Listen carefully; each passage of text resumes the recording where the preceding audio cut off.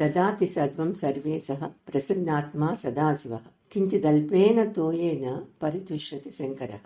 ఎప్పుడూ ప్రసన్నంగా సంతోషంగా ఉండే సదాశివుడు, ఎల్లప్పుడూ మంగళాలను కలిగించే ఆ దేవదేవుడు ఏ వ్యక్తి అయినా కొద్దిగా నీళ్లు ఆయనకు సమర్పిస్తే, కించిద్ అల్పేన తోయేన కొద్దిగా నీళ్లు ఆయనకు సమర్పిస్తే పరితుష్యతి చాలా సంతోషిస్తారు, సంతృప్తి చెందుతారు అని మనం చెప్పుకోబోయే వృత్తాంతం అంతా దీని మీదే బేస్ అయి ఉంది. ఇది స్కంద పురాణంలోని ఒక చిన్ని కథ. కానీ ఈ కథ ద్వారా వచ్చే వ్యక్తి మనకందరికీ బాగా తెలుసు.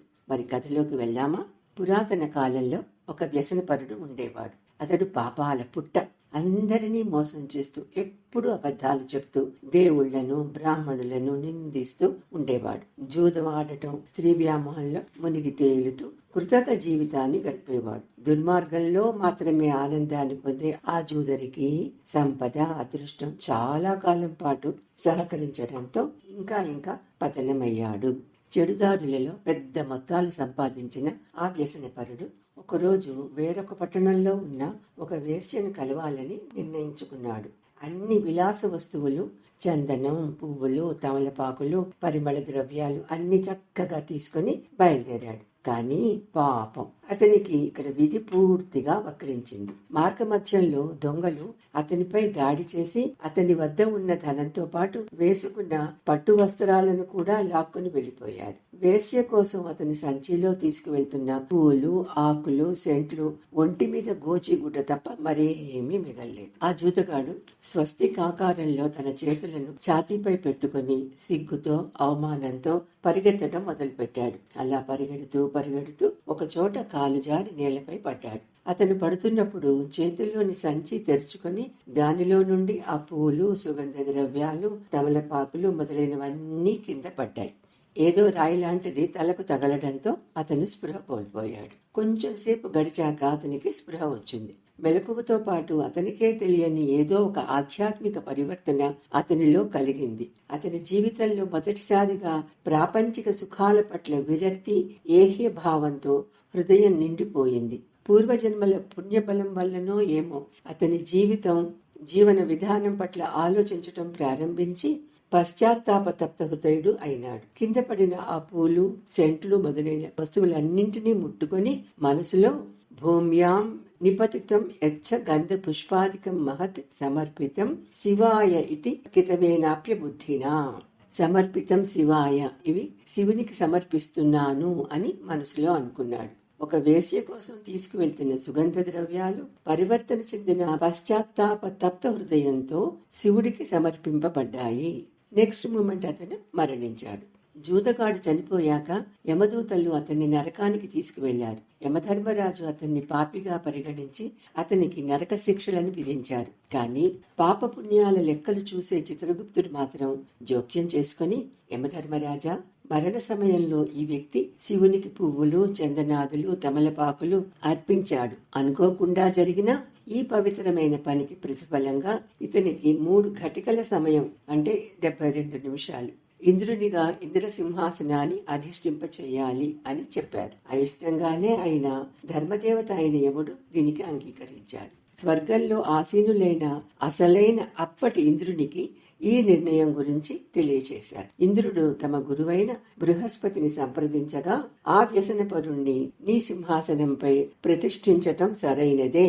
ఇది అతను చేసిన పుణ్యం వల్ల కలిగిన ఫలితం కనుక దేవతలు కూడా ఈ ధర్మాన్ని గౌరవించాలి అని చెప్పడంతో బృహస్పతి సలహా మేరకు ఇంద్రుడు తన సింహాసనం వదిలి వెళ్ళాడు. పరివర్తన పొందిన ఆ జూదగాడు దేవతల నివాస స్థలమైన అమరావతిలో సింహాసనం అధిష్ఠించాడు. ఒకసారి శివుడికి చందనం, పువ్వులు, తమలపాకులు సమర్పించిన వ్యక్తి ఇంద్రుడిగా 3 ఘటికల సమయం సింహాసనం అధిష్ఠించే వరం పొందాడు. సర్వసాధారణంగా చేసే ఇలాంటి కార్యం నుండే ఇంతటి పుణ్యం లభిస్తే పరమాత్ముడైన శివుడికి నిరంతరం సుగంధ ద్రవ్యాలు, పువ్వులు, ఇతర వస్తువులను పూర్తి విశ్వాసంతో, భక్తితో అర్పించే వారికి ఎంత గొప్ప ప్రతిఫలం లభిస్తుందో కదా. అటువంటి నిజమైన భక్తులు ఆయన ప్రమదగణాలతో కలిసి ఆ పరమాత్మతో నివసించగలుగుతారు. బ్రహ్మాది దేవతలు కూడా పొందలేని అత్యున్నత ఆనందాన్ని అనుభవిస్తారు. వ్యామోహాలలో చిక్కుకున్న ప్రజలు ఇంద్రియ సుఖాలకు లోబడి ఈ రహస్యాన్ని అర్థం చేసుకోలేకపోతారు.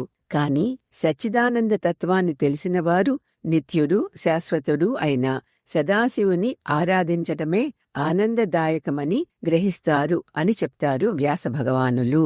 ఆ వినూతన ఇంద్రుడు సింహాసనంపై కూర్చున్న వెంటనే నారద మహర్షి వచ్చి అతన్ని పలకరించి చిరునవ్వుతో, ఓ ఇంద్రా, ఈ సింహాసనాన్ని అధిష్ఠించిన మీరు స్వర్గపురాణి ఇంద్రాణిని మీ పక్కన ఆసీనురాలను చేసినట్లయితే ఇంద్రత్వం పరిపూర్ణమవుతుంది కదా అని చెప్పాడు. పవిత్రమైన ఆధ్యాత్మిక భావనలతో శివచింతనతో పునీతుడైన ఆ జూదగాడు నవ్వుతూ, ఇంద్రాణ్యా నాస్తి మే కార్యం నా వాచ్యంతే మహామతే. ఓ జ్ఞాని, నాకు ఇంద్రాణి పట్ల ఎటువంటి కోరిక లేదు. నేను ఈ సుఖాలను అన్నింటినీ త్యజించాను. మీరు పెద్దవారు, మహర్షులు, అలాంటి వాటి గురించి ఏమీ మాట్లాడకూడదు అని నవ్వుతూ కొంచెం గట్టిగానే చెప్పాడు. ఇక్కడ కితవహ శివవల్లభ అంటారు వ్యాస భగవానులు. ఆ జూదరి ఇప్పుడు ఆ శంకరునికి ప్రియభక్తుడైనాడు.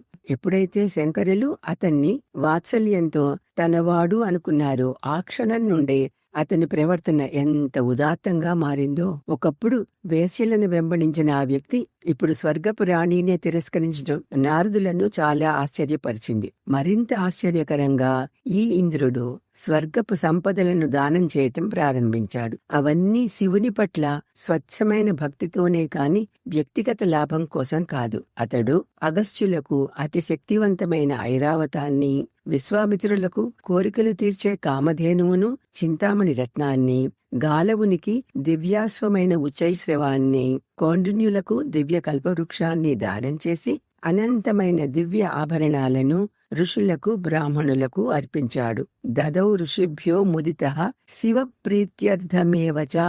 శివార్పణం అనుకుంటూ శివుణ్ణి ఆనందపరచడానికే ఈ దానాలు చేశాడే తప్ప అతనికి మనసులో ఎటువంటి గర్వము, సంకోచము లేదు. తరువాత జరిగే పరిణామాల గురించి ఏ మాత్రము భయమూ లేదు. ఈ 3 ఘటికల సమయం స్వర్గానికి అధిపతిగా కాకుండా కేవలం శివుని సేవకుడుగా అమరావతిని పరిపాలించాడు.